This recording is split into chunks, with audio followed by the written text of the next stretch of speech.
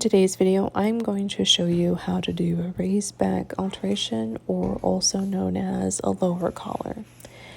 When I see excess folds in the back of the neck of a coat, that means we need to go ahead and pinch and pin the amount that we need to remove from the center back. And we're going to remove it from the center back neckline. That means we're going to have to detach the felt undercollar and lower it the amount that we pinched and pinned down. So I'm measuring this, and I've pinched roughly about 1/2 inch. 1/2 inch or more requires you to also take out a certain amount from the back shoulder as well. And the amount that you take out is half the amount that you're taking out from the center back. So since I'm taking out 1/2 inch from the center back, that means I'm taking out 1/4 inch from the back shoulder only.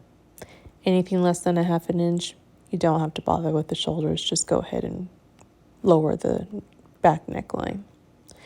So I'm detaching the felt undercollar from the coat, exposing the shoulder line, because I also need to open up the shoulder line because we're resewing that and reducing the back shoulder only.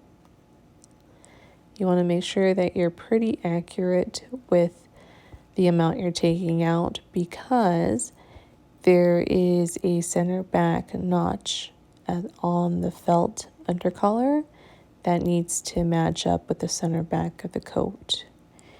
When you're reattaching the collar, if it doesn't match up with the notch, that means that one side was taking in a lot more than the other side. Once you've resewn the shoulders, go ahead and place a stay stitch along the new neckline and then cut off the excess. And I usually like to leave about roughly 1/2 inch. So I went ahead and I'm reattaching the felt undercollar back onto the coat, and I'm just pinning it in place to hold it so that way I could hand stitch it. I highly recommend you using a pre-wax thread for this and make everything a lot easier to do. You could either use a slip stitch, or I like to use a cross stitch. You'll notice also too, I'm only using a single thread for this. I don't like to double up my threads. It becomes bulky. And once you've hand stitched the felt undercollar to the coat, give it a light press and be very careful with your steam. If you're using too much steam, the felt undercollar will shrink, and then you'll have a problem. If you accidentally use too much steam, what you can do is stretch out that felt undercollar just a tiny bit to make it the correct length. So here it is, finished product.